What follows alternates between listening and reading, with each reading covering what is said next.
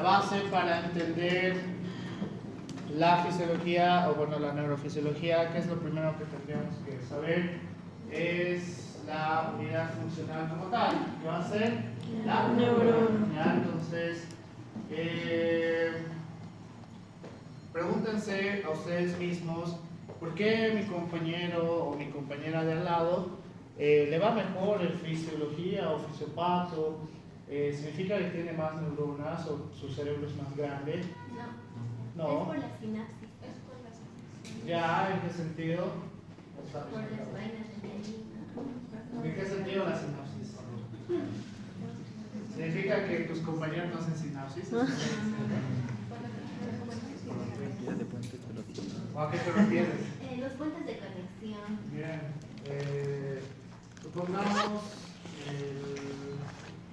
voy a usar lo que un colega me ha enseñado. Las neuronas pueden ser como un cielo estrellado. ¿Ya? Las neuronas pueden ser como un cielo estrellado. De verdad me han dado esto. Alguien lo aplastó. Tengo mis propios marcadores, no les haces por aquí.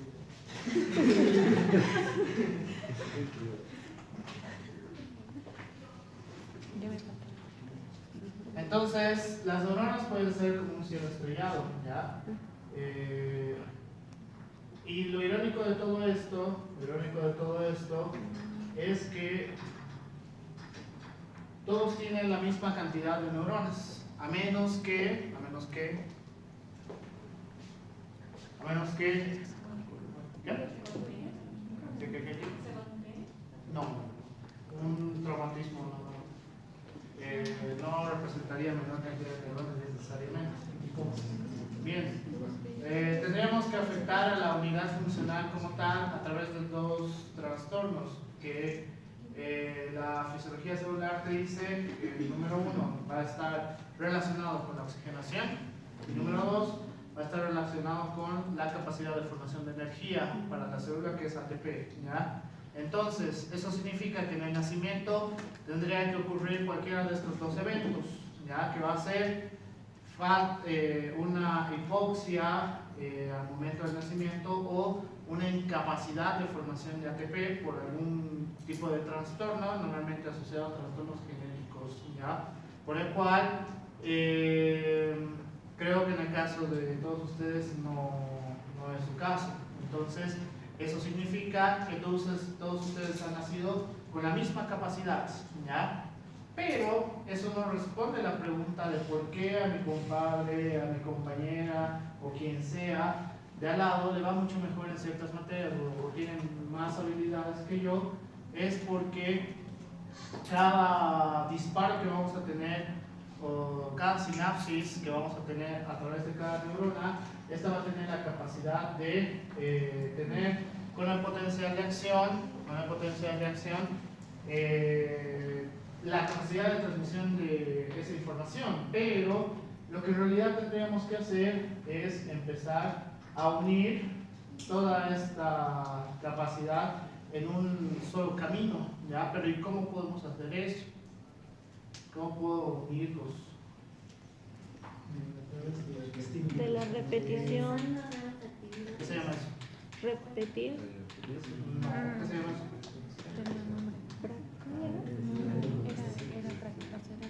eso? Aprender. Más o menos, pero aprendizaje, ¿ya? Aprendizaje. Está bien lo que dices, pero te falta la palabra clave. Para empezar a hacer los puntos de unión necesitamos aprendizaje. Entonces, ¿por qué el compañero o la compañera de al lado le va mejor que a mi persona? ¿Qué ha hecho esa persona? ¿Ha aprendido a qué? A estudiar, ¿verdad? Ha podido aprender a estudiar a su manera y entonces se le es un poco más sencillo estudiar cualquier tema, ¿ya? Se le es mucho más sencillo. Pero dentro del libro del Hammer y el libro de fisiología Guyton dice que no solamente tenemos la capacidad de aprendizaje a través de la escritura, sino que en realidad una de las herramientas más importantes que vamos a tener es el aprendizaje a través de la experiencia, ¿ya? Entonces, hay dos métodos de aprendizaje que son fundamentales para el humano. ¿Cuáles son?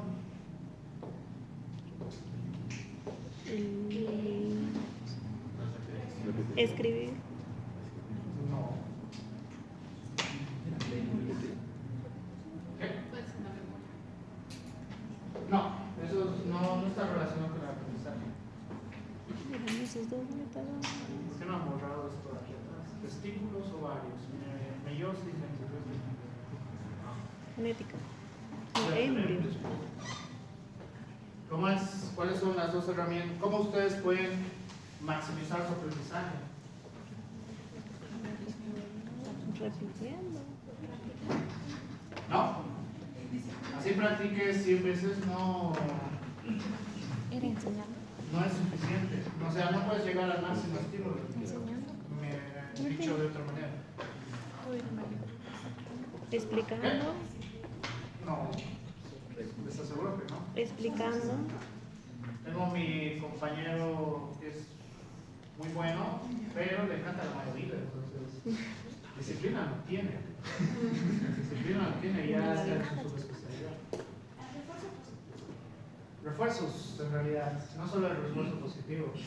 Existen refuerzos positivos y refuerzos negativos, ¿ya? Entonces, estos dos van a ser clave para empezar a formar los puentes. Entonces, ¿cuál es el más fuerte de estos dos, según ustedes? En realidad es el negativo. El refuerzo negativo es el que más probabilidad tiene de estar en la memoria a largo plazo, ¿ya? ¿Por qué? Por ejemplo, un refuerzo negativo en la experiencia de un estudiante. ¿Cuál nota? Una mala nota me hace Reprobar, acordar que de te que griten, dice, no sé quiénes les gritarán, pero bueno, que te griten, algo en su vida social, que te engañen, ya, que te engañen, que está dentro de la decepción igual. La mentira. Entonces, ese tipo de cosas no las olvidan. En cambio, cuando tratas de recordar el bonito detalle que te dieron, no sé, un ramo de flores o no sé, un ramo de hot wheels, que se yo, huevadas, hacen. Entonces, estas cosas positivas, si bien puedes recordarlos, pero cuando recuerdas que lo pillaste con, no sé, X persona, todo eso es como si se hubiera borrado, ¿ya? Porque el refuerzo negativo es mucho peor. Y ahora, relacionado con la educación, ¿cuál es su trauma? O sea, relacionado netamente con la educación, ¿cuál es el trauma severo que puede tener? Lo que decían, aplazarse, que los griten, que los humillen, etcétera, etcétera. Algo muy de medicina latinoamericana. Entonces, lo irónico de todo esto, que por eso mis colegas se comportaban de esa manera. Pero aquí hay un problema con esto. El problema del refuerzo negativo es que te da la tendencia de, no me acuerdo si lo he puesto acá, aunque en teoría ustedes deberían saberlo, creo que sí estaba, a lo mejor. No, no está. ¿O sí? ¿Es este? No, no es ese. El problema del refuerzo negativo es que al momento de hacer toda la asociación de pensamiento para tener un resultado, va a cometer errores, ¿ya? Va a cometer errores. ¿Por qué? Porque las experiencias negativas van a empezar a hacerte dudar sobre lo que realmente crees. Y el ejemplo más claro, y es el que siempre uso, cuando te engañan, empiezas a dudar de la siguiente pareja. Porque el refuerzo negativo es tan intenso que empieza a crear que la resolución al problema, que es muy simple, empiezas a ir por otras vías porque el refuerzo negativo te empieza a llevar por otras vías. Es correcto, el refuerzo negativo es uno de los estímulos más fuertes que vamos a tener, pero es el incorrecto, ¿ya? No deberíamos enseñar a través de refuerzos negativos. ¿Por qué? Porque si yo le grito a González, no sé, cualquier cosa porque se ha equivocado, lo siguiente que va a hacer, qué sé yo, dice, debería dar insulina o metformina a este paciente, y él realmente sabe la respuesta ahí y recuerda que le han gritado por lo mismo, entonces va a empezar a dudar de cuál es la opción correcta, ¿ya? Entonces los refuerzos negativos, si bien antes y se sabe que son los estímulos más fuertes en comparación al positivo, esto sí, en la resolución del problema te van a llevar a crear demasiadas dudas, ¿ya? Por eso los refuerzos negativos hoy por hoy ya no se deberían utilizar, por eso ya no se pega a los estudiantes en las carreras de medicina, ¿ya? O en los colegios, no se debería, los refuerzos negativos no se tienen que aplicar, ni en la enseñanza de padres a hijos, por si el caso, ¿ya? Solo vas a crear refuerzos negativos que evidentemente va a aprender por un tiempo y va a empezar a dudar de él o ella como persona frente a decisiones para resoluciones como tal, ¿ya? Por el cual, una vez entendemos esto y tenemos la consolidación de la información, entre más fuentes, qué sé yo, aquí está música, aquí está, no sé, ¿qué pueden hacer aquí ustedes?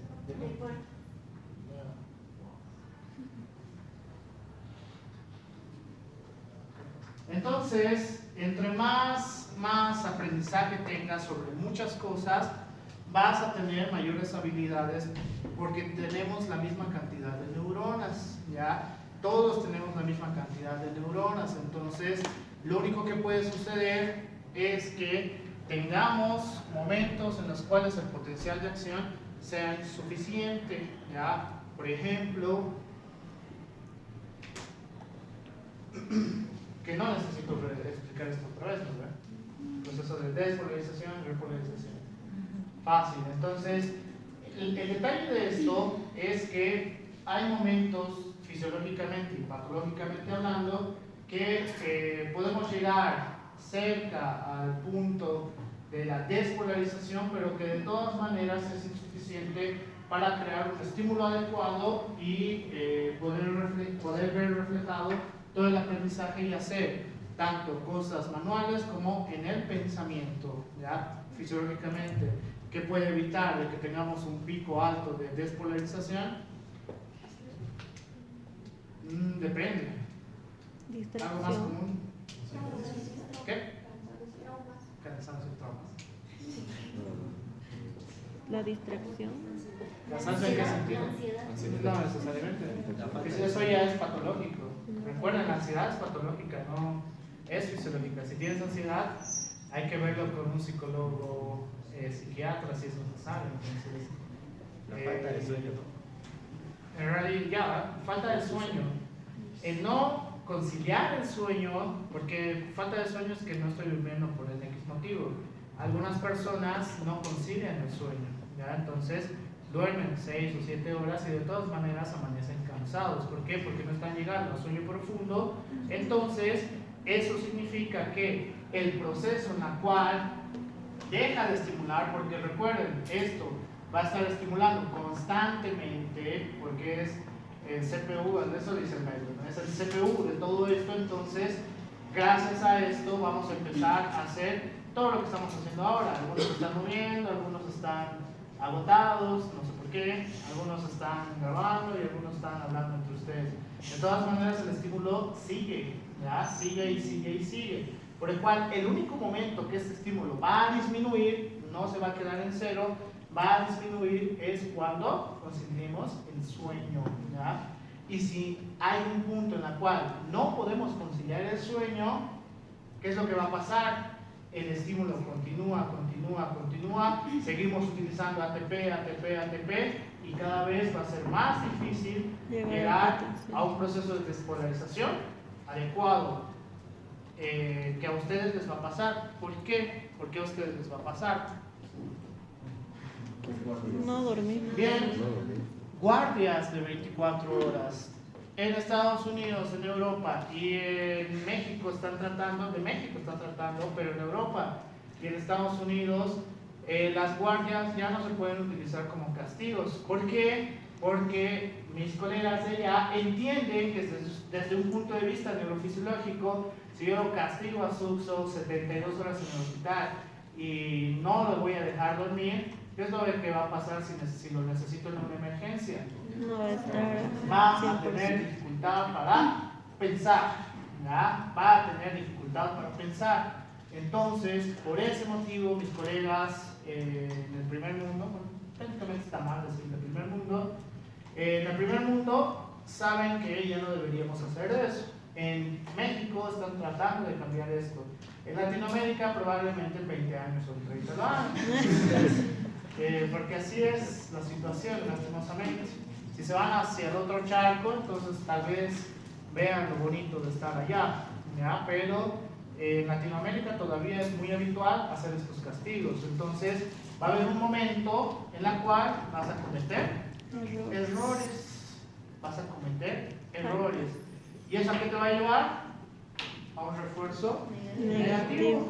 Y esto va a ser un ciclo sin fin, tal cual la medicina latinoamericana continúa. Hay muchos colegas nuevos, en la cual yo me incluyo, o sea, la nueva generación de médicos que viene y hasta ahora estamos acá, estamos tratando de cambiar este aspecto. ¿Por qué? Porque entendemos que no funciona, ¿ya? Pero todavía hay una generación de médicos del pasado que siguen y que esos médicos enseñan a los nuevos médicos y quieren seguir con esas prácticas, pero no entienden que la funcionalidad del sistema nervioso central se va a alterar. Entonces, tenemos que recordar esto, ¿ya? Tenemos que recordar esto. ¿Qué es lo primero que tienen que cuidar entonces ustedes?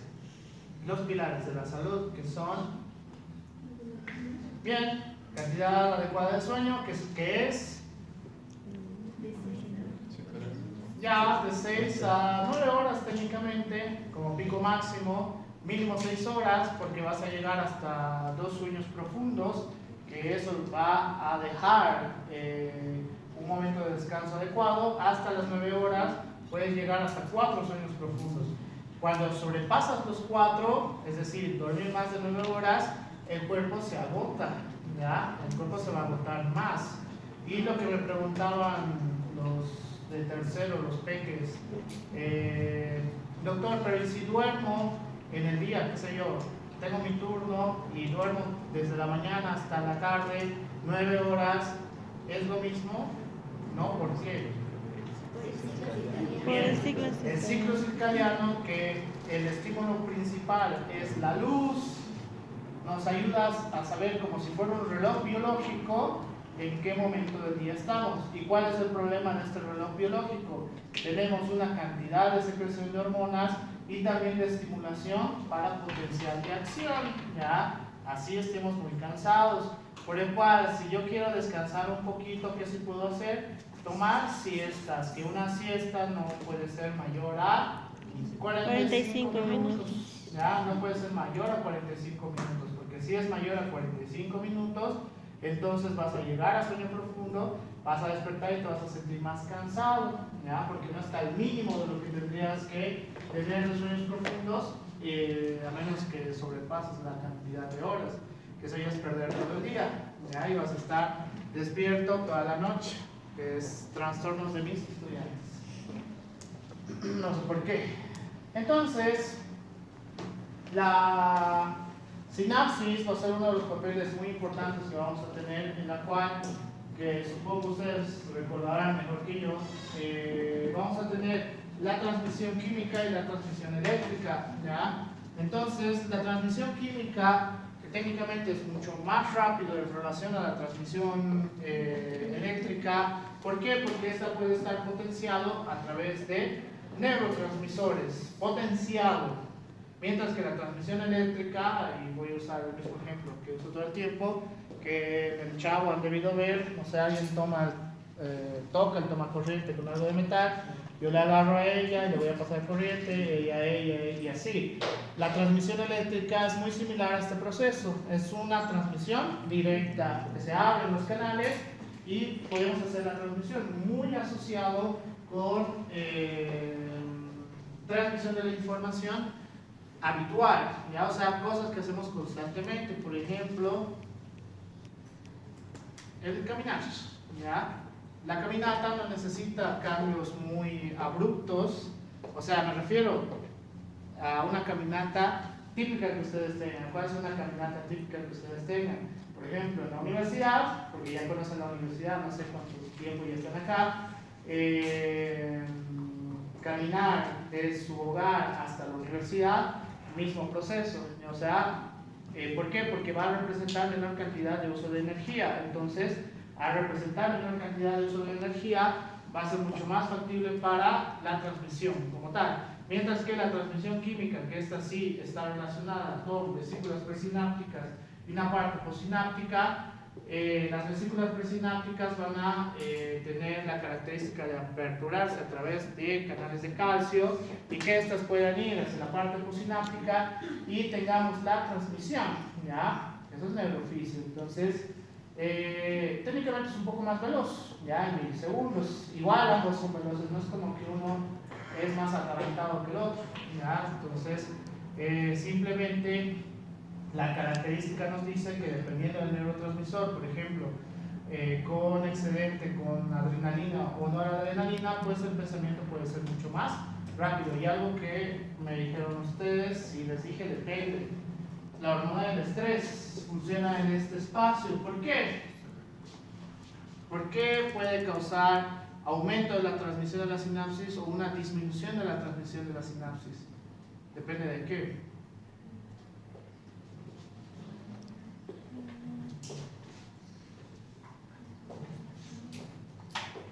Depende de qué.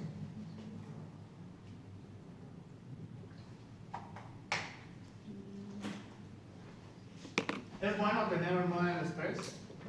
¿Es bueno que se cree el cortisol? Sí. Depende de qué. Sí, no, tal vez dice acá. Sí, dice acá. Allá no dice nada. Acá tampoco me dice nada. Tal vez por una acumulación excesiva de cortisol conduce a lo que es un proceso oxidativo, tiene más, lo cual puede dificultar lo que es el proceso de crecimiento. Estrés oxidativo. Bien. Dentro de las tantas funciones que tenemos de la hormona cortisol, una de las positivas, sobre todo que el cortisol tiene otros estímulos. ¿Cuáles son? Estímulo físico, fisiológico, patológico. Estímulo físico, fisiológico es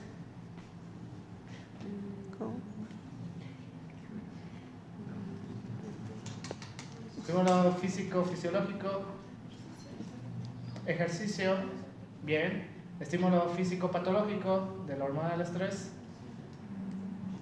Traumatismos, ¿ya? Traumatismos, es decir, si yo me parto mi pierna y voy a estar ahí con mi yeso, en todo ese proceso de regeneración y adaptación con la parte ósea va a tener mayor estímulo de secreción de cortisol, ¿ya? Por eso están irritables estos pacientes, entonces tiene una razón. La segunda, química o bioquímica, depende de dónde lo leas, que es exactamente lo mismo. Ahí no hay fisiológico o patológico, solamente es uno en general, bioquímico o químico. Estrés químico. Hipoglucemia, ¿ya? La hipoglucemia puede llevarnos a una cantidad de secreción de hormona cortisol, ¿ya? Entonces, ustedes pueden estimular estos tres que ya he mencionado. Físico, no creo. Físico, fisiológico, no creo. ¿Por qué? Porque no hacen ejercicio. El patológico, sí. No sé por qué los estudiantes son bastante torpes. Siempre veo chocándose entre ellos, o se chocan contra algo, los veo volar por las gradas. Siempre les pasa algo, entonces ya tienen otro estímulo para la hormona cortisol. Y el bioquímico, que es hipoglucemia. Ustedes, ya, ayuno prolongado, ese es el término correcto. No ayuno intermitente. El ayuno intermitente funciona de una manera distinta, ¿ya? El ayuno prolongado o el ayuno por elección, que yo le digo de los estudiantes, ¿Por qué hay uno por elección?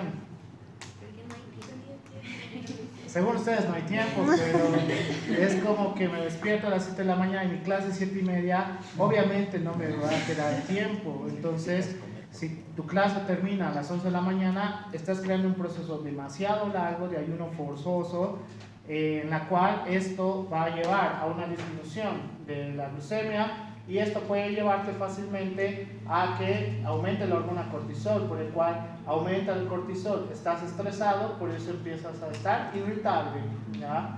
Fácil, es muy fácil deducir eso. Entonces, el tercero, que es el favorito de todos ustedes, el estímulo de la hormona cortisol. Estrés, obviamente, estrés, pero estrés mental, ¿ya? El estrés mental, que en el Hammer te habla del estrés o del estímulo de la hormona cortisol solamente en dos aspectos, ¿ya? Cuando no sabes qué es lo que puede pasar hacia un futuro, y el segundo, trastornos de ansiedad, ¿ya? Son los estímulos más fuertes que tenemos para la secreción de hormona cortisol por estrés mental. Entonces, ¿cómo pueden estimular con el primero? Miedo a que no puedan saber qué pasa en un futuro. Voy a probar o no. Bien, reprobar es un ejemplo perfecto. No sé si voy a probar la materia del doctor Ordóñez, porque ya he visto las diapositivas y no sé la mitad de lo que está ahí. Entonces, ahí miedo real. Trastornos ansiosos, ya les he dicho, es diferente. El trastorno ansioso no pueden tener las personas ansiedad. Significa que algo ha ocurrido en un trastorno psicológico psiquiátrico, puede ser, y hay que tratarlo de igual manera, ¿ya? Entonces hay que determinar por qué tienen los trastornos ansiosos, y es peligroso el trastorno ansioso, así que por eso no se considera fisiológico, ¿ya? No es fisiológico, no crean que es normal tener ansiedad, no es normal. Hay que ver por qué tienes ansiedad y determinar qué se puede hacer. Cuando tenemos la secreción de la hormona cortisol, tiene la característica de estimular la sinapsis. ¿Por qué? Porque estás trabajando bajo estrés y esto hace de que se aumente la sinapsis cada vez más y más. ¿Cuál es el problema?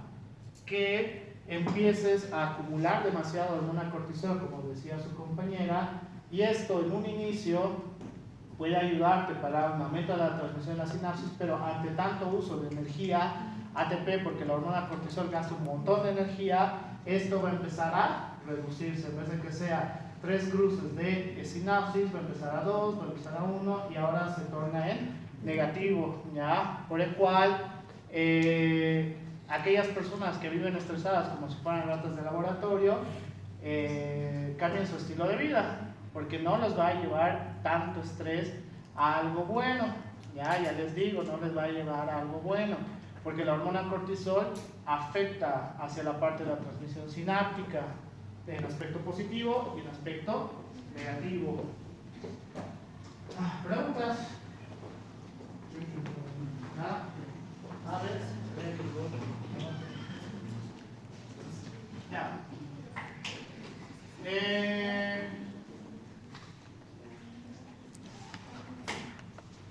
Tenemos que recordar que la transmisión de la sinapsis, que va a milisegundos, o bueno, ¿cómo se mide la transmisión de la sinapsis?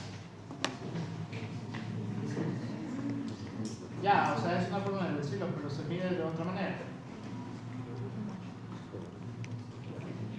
Distancia sobre tiempo, ¿ya? Metros sobre segundos. Entonces, todo esto ocurre en milisegundos. ¿Por qué? Porque, qué sé yo, recorre 1 metro en 1 segundo, eso es una distancia larga en muy poco tiempo, ¿ya? Y esto tenemos que recordar, en la cual tenemos características de zonas amielínicas, zonas mielínicas, y otras que están totalmente recubiertas de mielina, ¿ya? En la cual las zonas amielínicas van a representar menor velocidad como tal.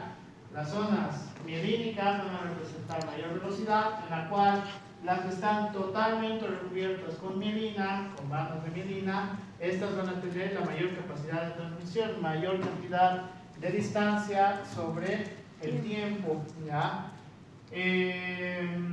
¿Cuáles van a ser? Sí, eso les han debido enseñar. ¿Cuáles van a ser las zonas en las cuales vamos a tener bandas recubiertas de mielina? ¿Cuáles son las zonas amilénicas? Los nervios. Las zonas que no tienen mielina, bien, pero ¿cuáles son esas zonas?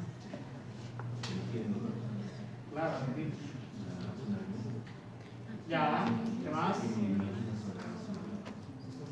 Ya, fuera de la parte de la corteza, ¿dónde más? Las vías. Fibras. ¿Qué fibras?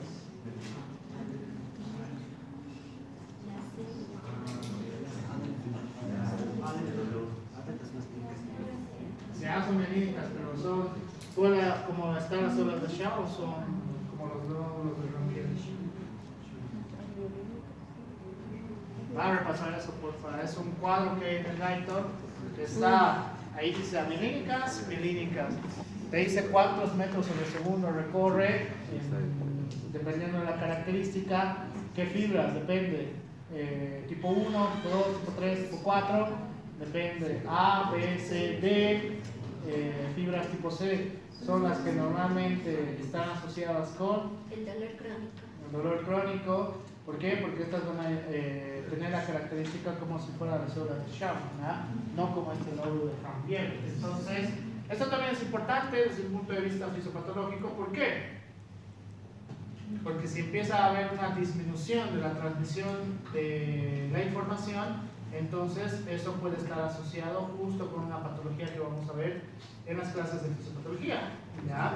En la cual empieza a degradarse la mielina, empieza a degradar. Entonces, la transmisión de la información cada vez es menor, ¿ya? Así que estas cosas igual tenemos que recordar, que es justo la primera parte.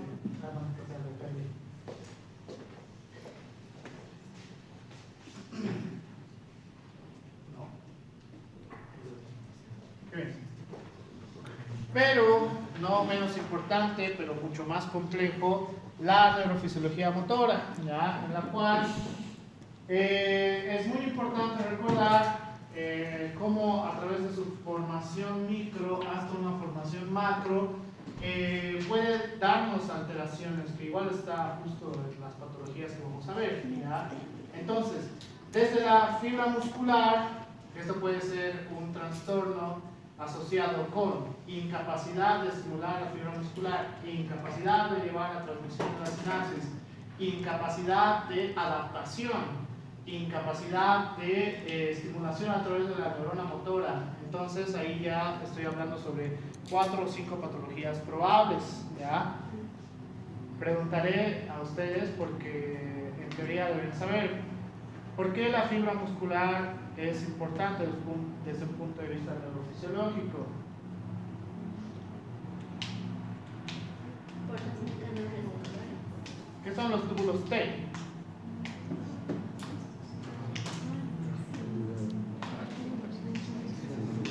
Son tipo una vía de conexión del cerebro.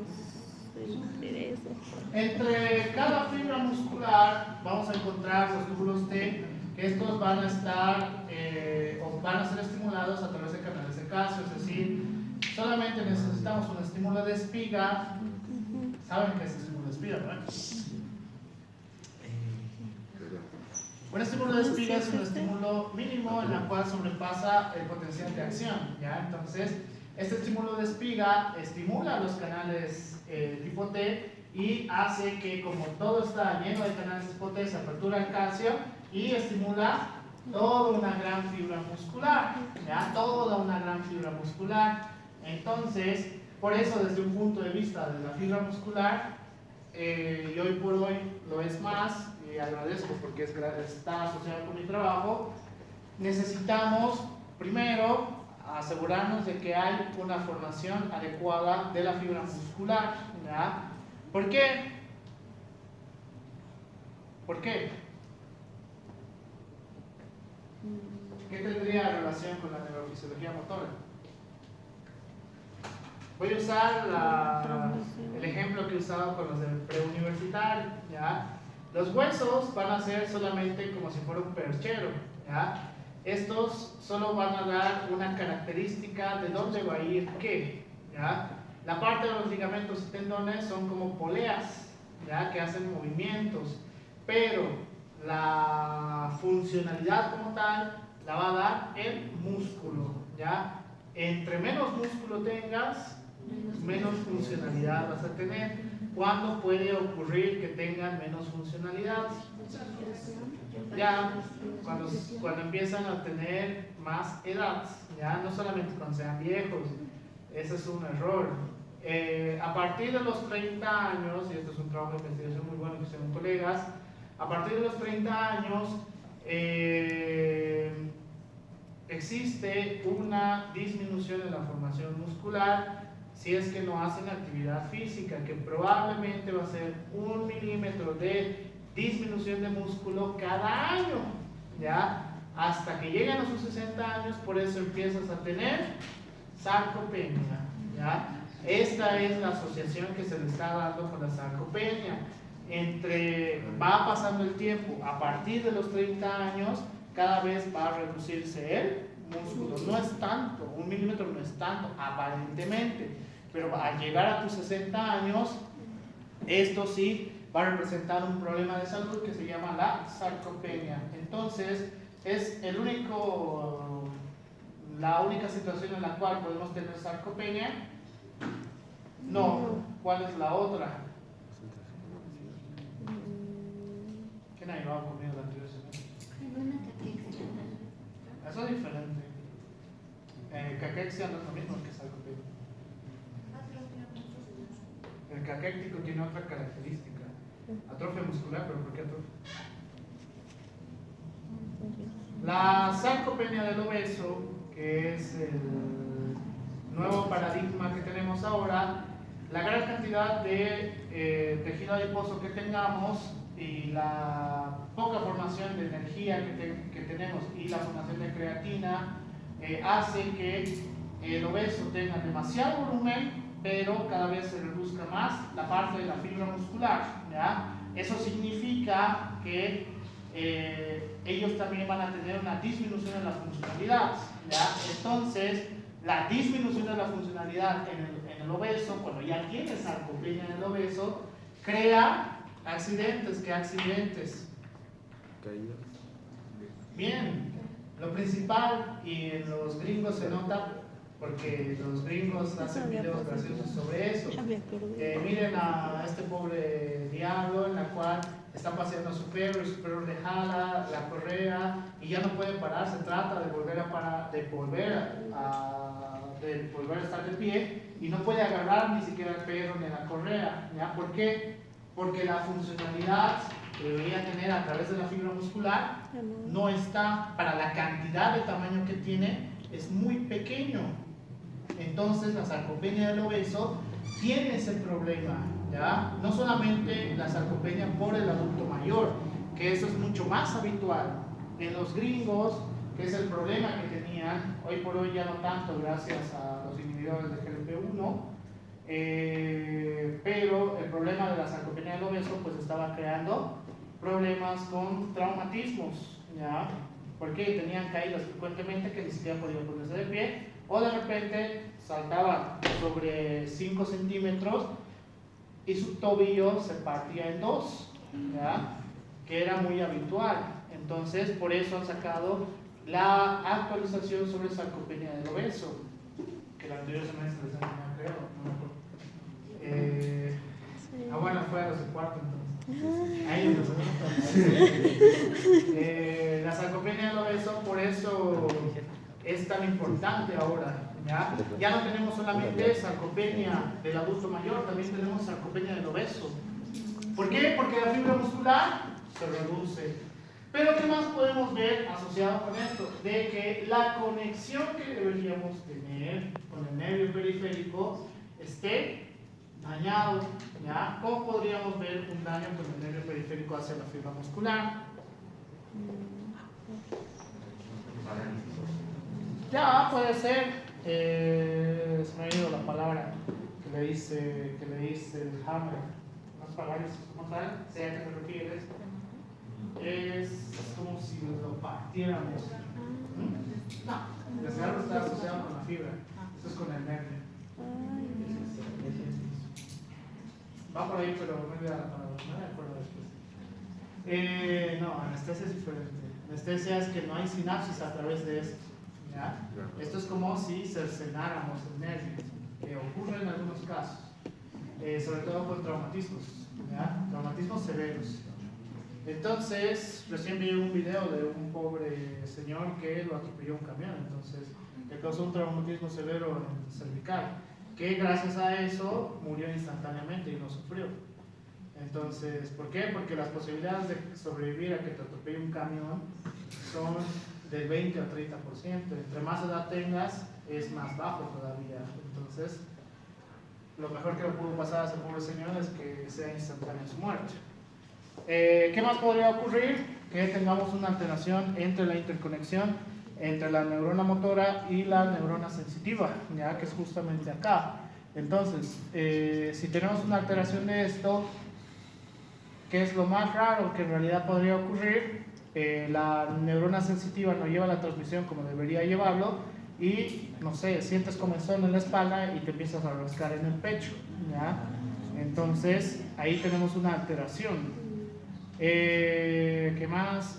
Y las alteraciones asociadas con la médula espinal. Ahí está el neurona, no estoy neurona. Justo la conexión entre la parte sensitiva y la parte motora. Por el cual, ¿qué más podría ocurrir? Alteraciones de la médula espinal. ¿Ya? Alteraciones de la médula espinal. Por eso, todo lo que han aprendido en neurofisiología y neuroanatomía es tan importante. Yo les estoy dando ejemplos del por qué. Por el cual, ¿ustedes pueden sufrir cualquiera de estas situaciones? Sí. ¿Sí? ¿Cuál? El de traumatismo. ¿Pueden sufrir alteraciones de las fibras? ¿Sí? ¿Cómo? Que me atropelló el camión. Traumas. O sea, sé que se chocan constantemente, pero para que para que cause ruptura o una lesión severa a través de la fibra muscular, el impacto en kilogramos tiene que ser por lo menos en 30 kilogramos. ¿Ya? 30 kilogramos del impacto para causar una lesión severa en la parte muscular, a menos que la fibra sea muy pequeña. ¿Ya? 30 kilogramos en teoría debería ser más o menos esto, ¿ya? 30 kilogramos más o menos debería ser esto. Entonces, para los que estaban durmiendo, entonces, los 30 kilogramos pueden causar una lesión en la fibra muscular. Y si es más, la lesión es mucho más severa. Entonces, los traumatismos sería medio raro, a menos que los golpeen, los asalten o algo por el estilo. Eso es diferente. Estadísticamente, a lo que vi en la Universidad Rastamayo, no es tan habitual los accidentes, a menos que estén asociados con alcohol. No sé, máximo se caen de cara. Así que no tanto. Subir de peso. Pero puede ser accidentes de tránsito, tanto siendo como dentro del auto o siendo peatón, ¿ya? Entonces ahí sí puede ser. Pero ¿qué sí puede ocurrir con ustedes? La obesidad. Recuerden, cada vez van teniendo más edad. Entonces, eso significa que están a punto de llegar a que empiece a disminuirse la parte muscular. Por eso las nuevas guías refieren que deberían empezar a hacer la formación muscular menos de 30 años, ¿ya? Porque a partir de los 30 años va a ser complicado, porque de todas maneras vas a tener todavía ese factor de reducción. Entonces a los 30 años es mucho más difícil hacer hipertrofia muscular, ¿ya? Entonces menos de 30 años sí deberías empezar a hacer hipertrofia muscular para que cuando ya estés, no sé, en tu residencia médica, ya tengas un músculo músculo formado. ¿Ya? Médula espinal, ¿cómo podría dañarse la médula espinal? Bien, esa sí está asociada con traumas, puede estar asociada con infecciones, etcétera, etcétera. Shock, bla, bla, bla, bla, bla. ¿Ya? Lo más común relacionado con ustedes está con la fibra muscular, que creo que no he visto características sarcopénicas en los estudiantes o en los estudiantes de Francia en general. Características sarcopénicas que se llama síndrome de fragilidad. ¿Ya? El síndrome de fragilidad, pues sí, es una vaina porque no pueden hacer casi nada. No pueden caminar sin que se tropiecen, no pueden alzar cosas sin que se tropiecen o se rompan cosas ellos mismos. Entonces, el síndrome de fragilidad es muy característico, en la cual está asociado con una disminución de la fibra muscular. Muy común en adultos mayores, pero también ahora en pacientes con sarcopenia del obeso. ¿Ya? La sarcopenia del obeso. Está muy interesante, pensé que les había dado. Voy a ponerlo por ahí. Qué bien. ¿Qué podríamos asociarlo también? La parte de la transmisión de la sinapsis, ya que como les decía, esta va a ser muy importante, en la cual tengamos la parte química, desde la vesícula presináptica hasta la parte posináptica, en la cual la acetilcolina va a ser una de las herramientas, aunque creo que ustedes saben, neurotransmisores que incrementan la transmisión y los que disminuyen. El más común o el más importante que reduce la transmisión, No, bien, el GABA, ¿ya? No es el único por si acaso. El más importante de los aumentos del estímulo de transmisión, acetilcolina. la acetilcolina, ¿cuál más? Ahí falta uno. Nora. ¿Qué? La dopamina, en teoría sí, pero no tanto.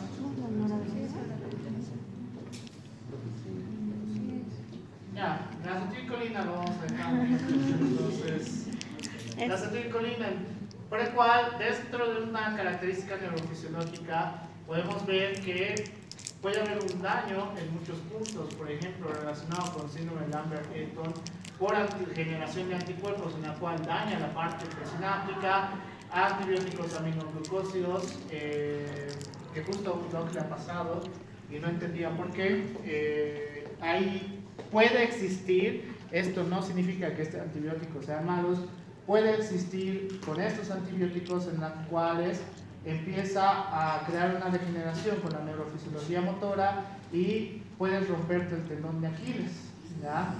Pero es raro, normalmente cuando existe es porque está asociado con una característica genética del paciente, ¿ya? Entonces, si existe la característica genética del paciente, hay que cambiar el antibiótico. ¿Por qué? Porque utilizar un antibiótico en específico y que luego se rompa el tendón de Aquiles no creo que sea muy factible, ¿ya? El botulismo, que acá hay dos características que tenemos que tener, ¿ya? El botulismo usado para la guerra, porque se utilizaba en la guerra, y el botulismo utilizado ahora para medicina estética, ¿ya? Botox, bien, Botox, medicina estética, pero originalmente una de las características atroces que le han dado era justamente para uso militar, ¿ya? ¿Por qué? ¿Por qué uso militar?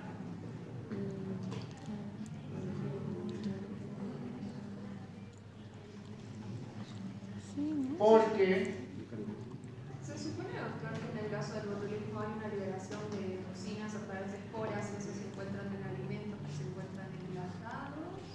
puede ocurrir, pero lo peor que les puede pasar es que detenga los músculos de la respiración, ¿ya?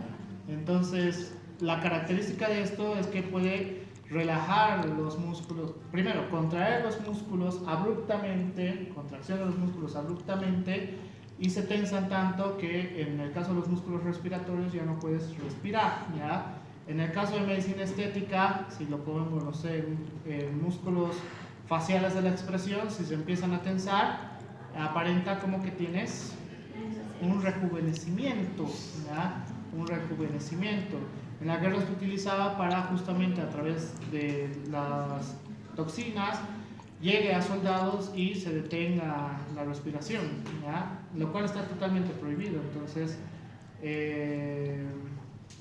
es A nivel mundial no se puede utilizar esta toxina con fines militares, por si acaso es un crimen de guerra, pero podemos utilizar para medicina estética. Entonces, es lo irónico de la medicina, es súper irónico. El Botox, que es una dosis muy baja, pues funciona. O sea, y por si acaso, por si alguno está interesado en estas cosas, porque tengo algunos colegas que trabajan de esto, para que el Botox funcione no tienes que esperar a que tengas 60 años, ¿ya? En realidad, el Botox es preventivo, es decir, si utilizas en una edad temprana en la cual aparentemente ya se ven todas tus líneas de expresión, ya no necesitas usarlo frecuentemente para que estés estirado como si tuvieras algo aquí atrás, sino que lo uses cada cierto tiempo, porque el Botox dura entre 3 a 6 meses. Entonces solamente con la aplicación, qué sé yo, este año, a mis colegas que ya tienen más de 30 años, entonces, y tienen líneas de expresión marcadas, va a hacer de que ya a tus 50, 60 años, pues ya no te veas como si estuvieras totalmente acabado, ¿ya?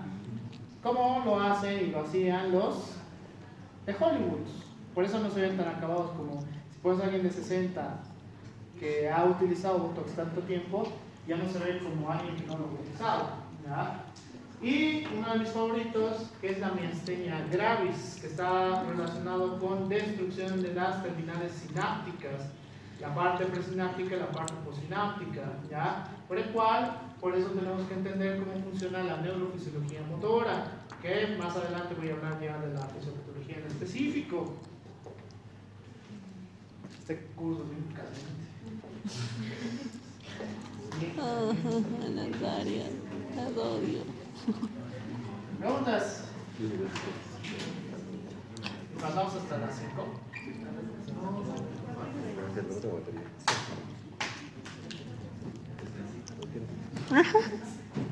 Ustedes eran esos, ¿no?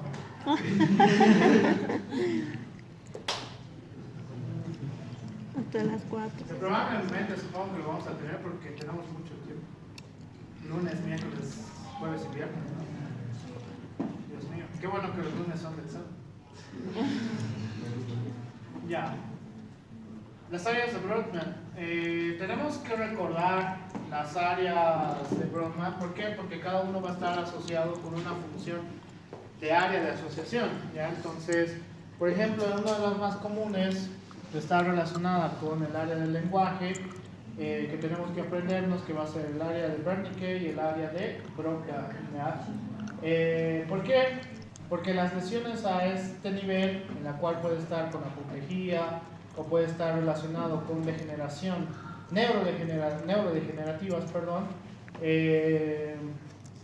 tengo que saber cuál hace cuál, ¿ya? Y hay una, ni siquiera sé si es una mnemotecnia, porque creo que es algo que se le ha ocurrido a alguien y lo ha pasado de generación en generación, que es recordar que cuál tiene cuál, ¿ya? El área de Wernicke está relacionado con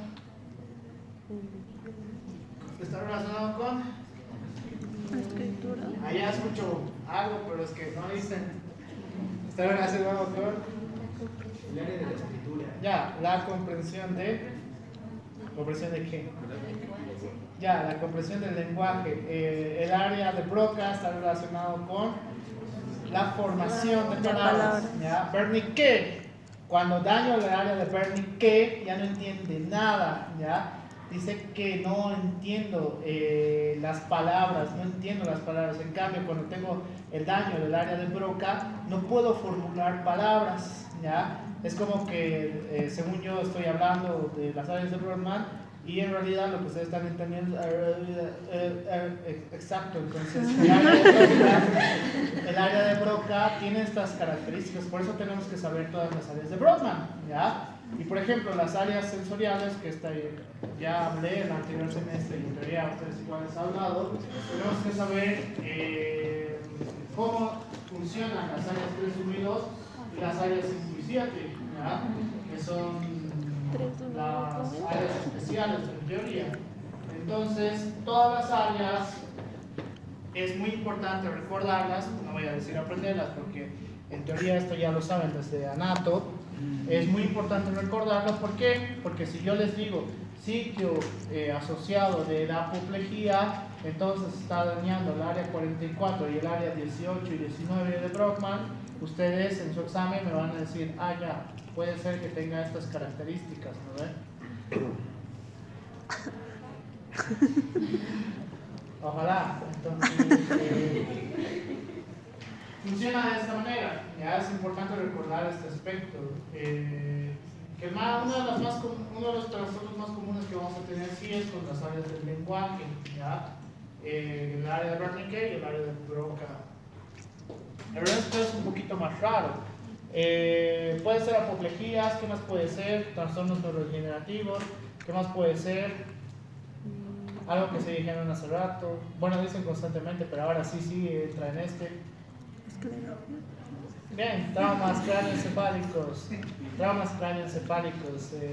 La formación de edemas puede llevarnos a una compresión y una disminución de la vascularidad y entonces daño en un área en específico, ¿ya?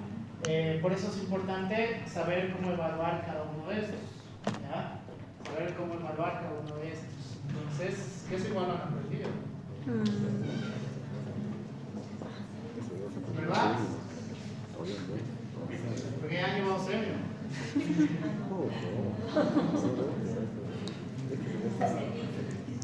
Recién. Ya. Las Es vías. todo. Es el cerebro. Ya. A ver, las vías motoras, en la cual va a estar relacionado con la vía descendente como tal, ya, porque la vía descendente es sensitivo y la vía descendente es motora. Dentro de una característica neurofisiológica, la parte en la cual tenemos que recordar en realidad es que podemos sufrir un daño en toda la transmisión de la vía descendente, desde la zona de la corteza cerebral relacionada con áreas motoras hasta la parte o en las distintas partes a nivel de la protuberancia, a nivel de la médula espinal, etcétera, etcétera, ¿ya? Por el cual, si existe un daño, pues va a tener características específicas del trastorno como tal, porque las áreas motoras, igual les enseñé en los anteriores semestres, o si me acuerdo bien, saben cómo funcionan, ¿no? El área complementaria, el área premotora, el área motora primaria. Cada uno hace diferentes cosas, diferentes movimientos. ¿Lo ven? ¡Qué bien! ¡Qué bien! Mientras que el cerebelo y los ganglios basales tienen una característica de asociación con la parte motora, ¿ya? Dicho de una forma muy simple, que a veces el Hammer lo dice, puede estar asociado con una regulación de los movimientos motores desde la zona de la corteza, ¿ya? En la cual, sobre todo los ganglios basales, a nivel de la sustancia negra, estas van a tener la característica de, no son vías, no me acuerdo el nombre, lo voy a decir vías, la vía de la sustancia negra, la vía del putamen, etcétera, etcétera. Estas pueden sufrir alteraciones y pueden estar asociadas con trastornos motores como tal, ¿ya? Por ejemplo, el Parkinson, etcétera, etcétera, ¿ya? Entonces, por eso tenemos que recordar cómo funcionan estas. No voy a hacer neurofisio por si acaso, porque ¿cuánto he tardado en hacer? ¿Quién se ha pasado neurofisio conmigo? ¿Cuánto he tardado en hacer neurofisio? He tardado un mes y medio, creo, en hacer neurofisio. Entonces, no voy a hacer neurofisio otra vez, ¿ya? Si es que hay algunas cosas que no recuerdan, en el Hammer está lo más puntual, ¿ya? Estas son imágenes del Hammer. Ya si hay algunas cosas un poco específicas que yo les voy a preguntar probablemente, que eso ya es el Lighton, ojalá recuerden, por favor. Pero lo más esencial y lo más básico sí está en el Hammer. Descansa. Espera, necesito ver. Ganglios basales, ¿ve?